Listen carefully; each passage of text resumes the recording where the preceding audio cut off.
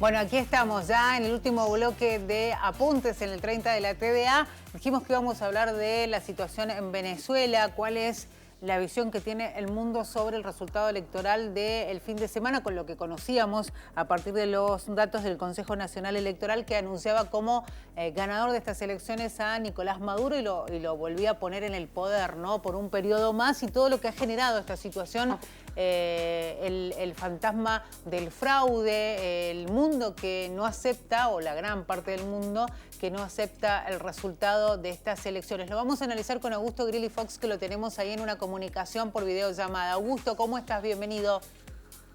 ¿Qué tal? Buenas tardes, ¿cómo están ustedes? Muy bien, gracias por atendernos, Augusto. Bueno, No, gracias a ustedes.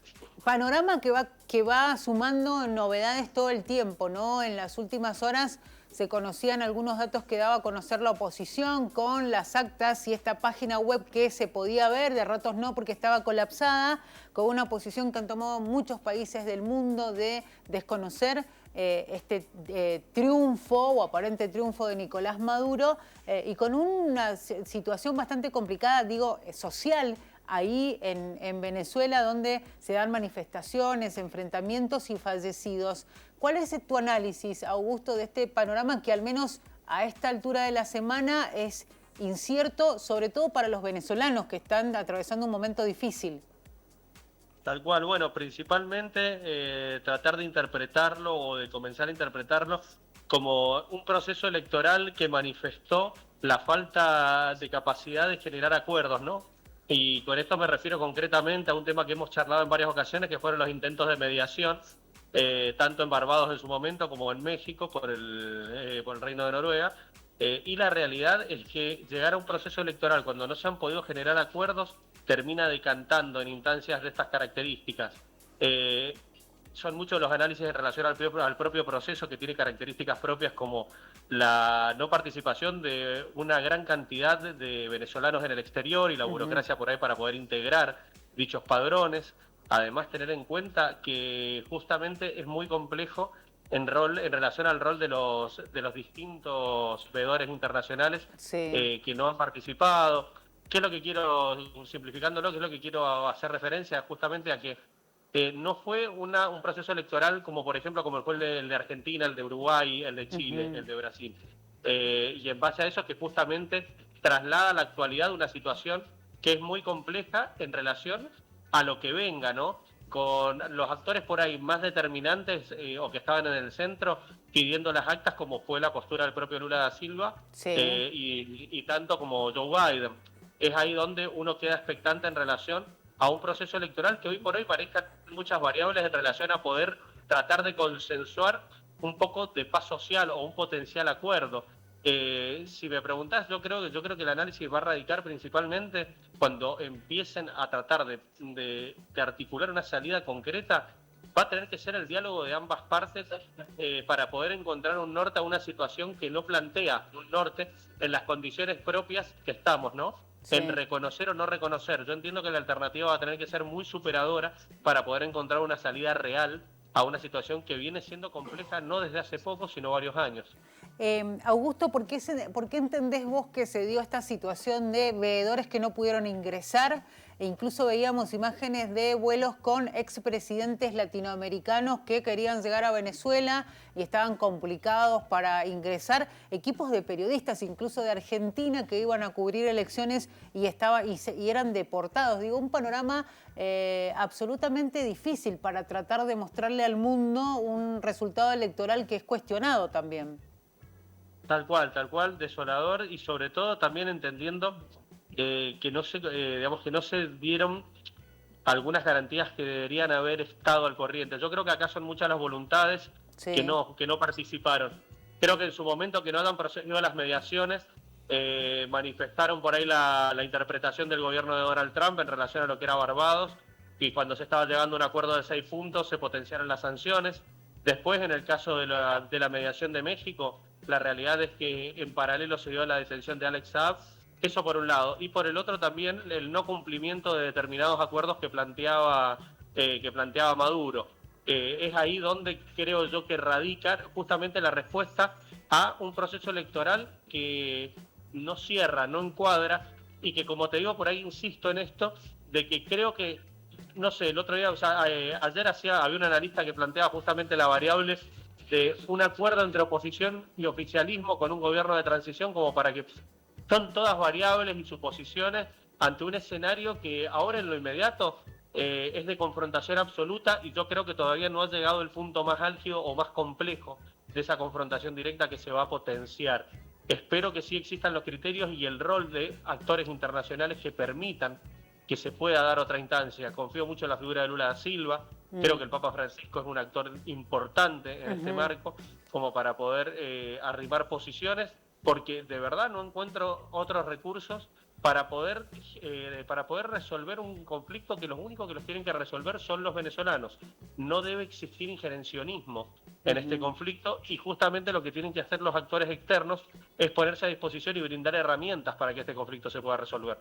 Bien lo decías vos, esto de tal vez, a partir de lo que decían otros analistas, un periodo de transición que al menos ahora da la sensación que es imposible que se pueda establecer por cómo está el ánimo social. Está ahí, también ahí en Venezuela, y además con esta situación que se da de violencia en las calles, de violencia en distintos puntos del país, con embajadas que están siendo vigiladas, bueno, hablábamos de la embajada en este caso de Argentina, que le habían cortado hasta el suministro eléctrico. Digo, hay una situación que es constantemente de tensión, ¿no? Tanto en la sociedad en general como, por ejemplo, de las fuerzas de seguridad que han manifestado su lealtad al presidente Nicolás Maduro, y que suman también con cómo actúan a la tensión. Y digo esto ¿por qué? Por cómo se ha actuado también con opositores que han sido, ayer las imágenes eran de un legislador, diputado opositor que había sido secuestrado mientras iba llegando a un lugar. Digo, digamos, bien lo decís vos, hoy tal vez es difícil hablar de que haya una especie de tranquilidad con el panorama como está, al menos a días de las elecciones. Tal cual, tal cual. Por eso yo creo que en lo inmediato lo importante es que empiecen a aparecer actores que sobrevuelen la discusión político-partidaria e ideológica. Yo creo que ya el sobreposicionamiento lo hemos visto. Creo que no está bueno ver a funcionarios nacionales parados políticamente o con una perspectiva meramente partidaria, perdón, en un contexto el cual es muy delicado. Lo que está en juego son vidas. La realidad es que el éxodo propio de los venezolanos habla de la situación en la que se está viviendo. Además, un contexto en el cual se ha aplicado una herramienta que para mí es de lo más dañina que puede llegar a ver, como son las sanciones. O sea, acá hay muchos responsables de muchísimas víctimas. Cada experiencia de un venezolano en el exterior es un cuento de terror, en el sentido de lo que le ha representado el exilio. Entonces creo que lo que está faltando es un poco más de humanidad a la hora de interpretar estas necesidades, y por ahí correrse un poco de si me beneficia ideológicamente o partidariamente a nivel internacional pararme en tal lado o en otro, para poder priorizar de una vez por todas esta situación que a nivel humanitario es tremenda, tremenda. Sí, vos haces hincapié en eso, en lo que está sucediendo a nivel humanitario, y bueno, hasta incluso los datos que se han generado en estas últimas horas. Oficialmente se hablaba de 11 personas que habían muerto en las manifestaciones que se han dado en distintos puntos de Venezuela, pero hablaban también de datos que tal vez pueden ser diferentes, o personas fallecidas que pueden ser un número tal vez más alto, porque en realidad el acceso a la información también es complicado, ¿no? ¿Cuál es tu visión de eso, ¿no? De cómo se están manejando los datos y también cómo ve el mundo de lo que está sucediendo ahí en Venezuela? Creo que de hecho el acceso a la información y a los datos es muy, muy sensible, tanto por por el sobreaporte de datos opositores y por el poco acceso de datos que genera el oficialismo. Claro. De ahí creo que viene justamente el pedido y la exigencia de la visualización de las actas, en el sentido de poder tener datos fehacientes y corroborable, ¿no? Yo creo que no hay mucho más recurso que ese dato. Lo demás se puede especular en relación a tanteos, a bocas de urna, que no van a ser oficiales. La realidad es que el oficial va a ser el acta. Puede ser una herramienta para más adelante, sí, seguro, sin duda. Pero creo que hay que hablar de actas. Creo que el posicionamiento más inteligente ha sido el de Lula da Silva, que a la vez ha estado en línea con el de Biden, en relación a que el conflicto exige o plantea la exigencia de las actas, más allá de las empatías o no en estos marcos eleccionarios. Y de acá los desafíos inmediatos a poder resolverlo de una forma concreta, real, que permita efectivamente poder avanzar a otras instancias, ¿no? Poder interpretar un paso adelante real y concreto, pero con compromisos efectivos que se cumplan por ambas partes. Augusto, ¿cómo ves vos esta decisión que tomó el gobierno, Nicolás Maduro específicamente, a partir de la posición que tomaron varios países frente al resultado electoral de que se fueran las representaciones diplomáticas de los países que habían cuestionado los resultados o que no avalaban lo que había dado a conocer la autoridad electoral de Venezuela? Y otra pregunta, ¿por qué entendés vos que no se pudo acceder a esa información de actas?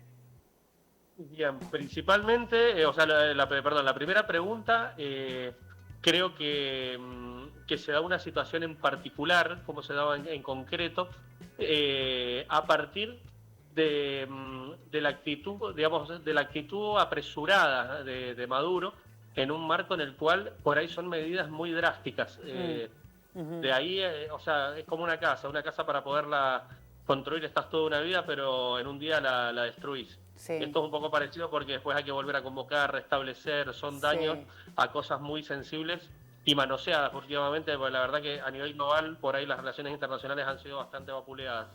En cuanto al no poder acceder, justamente yo entiendo que hay un desmanejo, hay un desmanejo en cuanto a eso. Los argumentos, la verdad que no me parece que estén a la altura de las necesidades que hoy tiene la ciudadanía venezolana, sobre todo, ¿no? Tanto los que viven en Venezuela como los que están en el exterior. Podemos entrar en detalle, desmenuzarlo, pero la realidad es que los argumentos que han brindado en relación al por qué no están a disposición tales datos, hablaron en su momento de un intento de un hackeo desde Macedonia del Norte. Hay un montón de especulaciones. Ahora lo que está faltando es un poco de voluntad política por parte de todos los actores. Se hablaba mucho de los venezolanos en el exterior, ¿no? Y de esta situación que se ha dado de venezolanos que decidieron irse, que en total son 7.700.000 personas. Se hablaba, bueno, de casi 8 millones, que es un número alto, ¿no? Porque el otro día incluso salió un informe de aquellos que, por ahí se entiende, viven una situación bastante complicada en su país de origen, que terminan emigrando. Y hablaban de datos, bueno, uno de los ejemplos era Venezuela, pero también se analizaba mucho de aquellos que volvían para votar, por ejemplo. De hecho se veían imágenes en las redes de muchos venezolanos que volvían a Venezuela para poder votar. Lo que sucedía, como vos bien marcabas, esto de los que estaban afuera y por ahí no habían podido acceder a esa posibilidad, pero también muchos analistas hablaban de los que pensaban irse según el resultado. ¿Qué puede pasar con los venezolanos y venezolanas a partir de lo que sucedió el fin de semana? Bien, ahí yo creo que tiene que existir, digamos, un orden importante y un criterio muy a la altura por parte de los países donde se encuentran esos venezolanos en el exterior, sobre todo para dar condiciones de elección, ¿no? En muchos casos hay venezolanos que no tienen la voluntad de volver a su país de origen y que quieren desarrollarse justamente en países como Perú, como Colombia, Argentina, Chile, Estados Unidos, y en otros casos quieren repatriarse. Ahora, creo que es absolutamente válida la decisión y sobre todo con las políticas que ha tenido en eso Argentina y México en relación a lo que es la elección de un extranjero en desarrollarse y desempeñarse en nuestros territorios. Y creo yo que deben existir políticas de Estado y políticas de organismos regionales como veedores de garantizar la posibilidad de extranjeros desempeñándose en cualquier país por elección propia, ¿no? La última, Augusto, y te libero. Las imágenes circularon en el mundo, digo, de todo lo que está sucediendo en Venezuela, pero sin duda una de las más significativas eran los barrios, los lugares que uno entiende son barrios populares de gente saliendo a las calles para manifestarse contra el resultado o contra lo que entienden es lo que se dio a conocer en este resultado electoral. Y la otra, las imágenes de las estatuas de Hugo Chávez que eran literalmente volteadas de los lugares, de las plazas donde estaban ubicadas. ¿Qué reflexión se merece eso? Básicamente lo entiendo, lo interpreto como un estado caótico, un estado hasta por momentos de un descontrol absoluto en base a la falta de credibilidad hacia la situación en la que se encuentran. Entiendo que es un error, esto analizándolo frío, ¿no? Sí. Colocar a todo, o sea, hablar de los 25 años, yo creo que Chávez no es lo mismo que Maduro, creo que las etapas y los estadios de cada gobierno han sido distintos, y en relación a lo que representa el voltear la estatua, no creo que sea un repudio directo, absoluto hacia una figura en particular, sino es justamente la manifestación de un hartazgo permanente y de una situación de necesidad de un Estado presente. Creo que esos son los puntos fundamentales, ¿no? Sin duda. Bueno, Augusto, como siempre, un placer escucharte, tener tu análisis, en este caso, de este panorama que hoy atraviesa Venezuela, como para entender un poquito todo lo que ha surgido. Hay mucha información no constante de que viene desde ese país y del mundo entero que también opina, saca conclusiones, analiza y exige, ¿no?, a partir de lo que sucedía el fin de semana en ese país. Te mandamos un abrazo grande. Muchísimas gracias, Claudia. Estamos en contacto. Estamos en contacto. Augusto Grilli Fox, analista internacional, hablando con nosotros, ¿no?, de lo que hoy sigue siendo noticia y es Venezuela. Nos estamos despidiendo, nos vamos. El próximo viernes vamos a estar con ustedes. Les repasamos un dato, ¿no? Recuerden que estamos en nuestro WhatsApp todo el tiempo para que si ustedes quieren mandarnos los datos, nos quieren mandar nombre, apellido, DNI, puedan participar del sorteo de entradas que tenemos para el Cine Universidad y también para llevarse los libros que tenemos para compartir con ustedes si tienen, por supuesto, ganas de llevarse alguno. Ya saben, entonces, a través del WhatsApp de nuestro canal de Señalú pueden dejarnos los datos y tal vez se llevan un premio el próximo viernes. Nos vamos, ¿eh? Será hasta la próxima. Muchas gracias por haber estado ahí del otro lado y será entonces hasta el viernes.